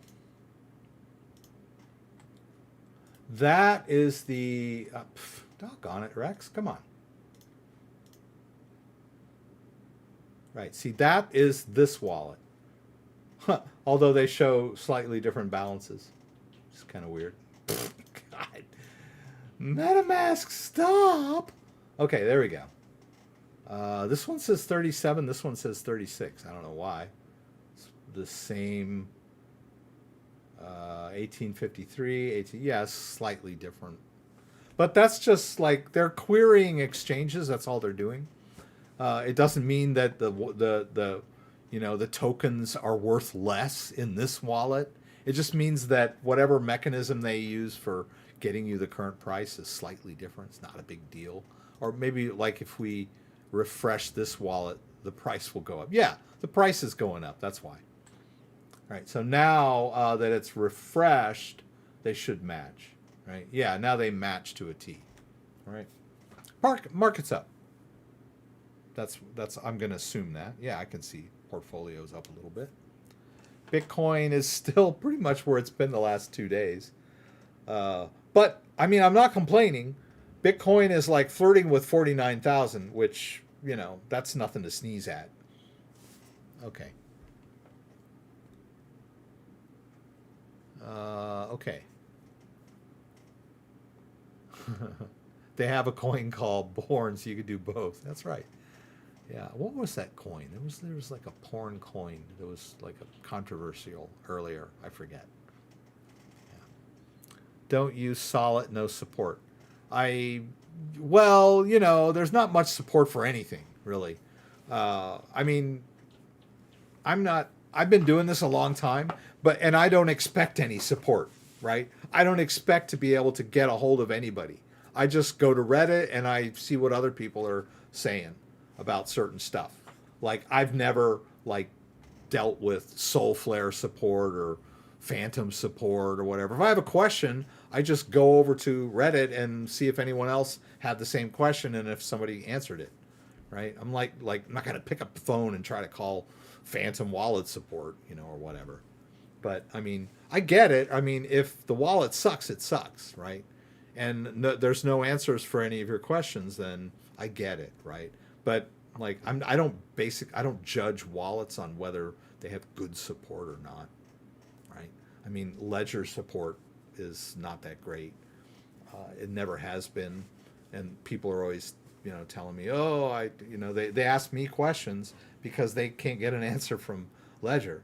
And the reason why is because, I mean, almost everyone that has a Ledger has a question about it, right? So, I mean, they can't answer everybody's questions. Yeah. Trust support, I've never contacted Trust support either, right?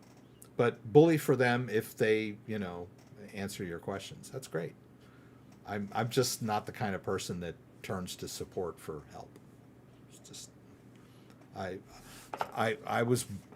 started in crypto where there were no answers, right? You just had to, like, Google and look on forums for answers from others. That's usually, and that's my go-to if I have a problem with any of these. Yeah, Ledger support. What can you say? That's why I started this channel, right? So I can give you step-by-step walkthroughs on how to do all this stuff and why I do the live stream. So if you have a question, hopefully I can answer it for you. So we did quite a bit of playing around with different chains tonight. Did a little bit of Luna chain, Polychain, Binance Smart Chain, Solana, Soulflare, Phantom. I screwed some things up. I did some things right. We bought some Luna tokens on Coinbase Pro. We managed to get them over into our little Terra Station wallet. So, I don't know, we had a pretty good time. Had a few laughs along the way. A few rants on my part. Still no answers. Okay, guys, if you have a specific question that I didn't get to tonight, please send me an email. If you look down in the description below, there's my email is there, thecryptodad@gmail.com. Send me an email. I'm taking off, guys. Okay, Solana's going to cancel the October event until further notice. Rex, you made me laugh. Learn to get some tokens on your ledger or watch porn all day. Yeah, well, what do you want to do with your life, right? You going to just sit around and complain that you can't store your Solana in Ledger Live, or are you going to do something about it? Okay, so don't forget, next week, 6 p.m. Eastern Standard Time, please join me again for the live stream from Michigan, where you can throw out questions, and I'll do my best to get them answered. Hope to see you there. If you like this video, give me a thumbs up. If you'd like to subscribe to my channel, I would appreciate it. When you subscribe, there's a little bell that you can click that will allow you to be alerted whenever I post new content. Once again, thanks for joining me, and hope to see you again soon.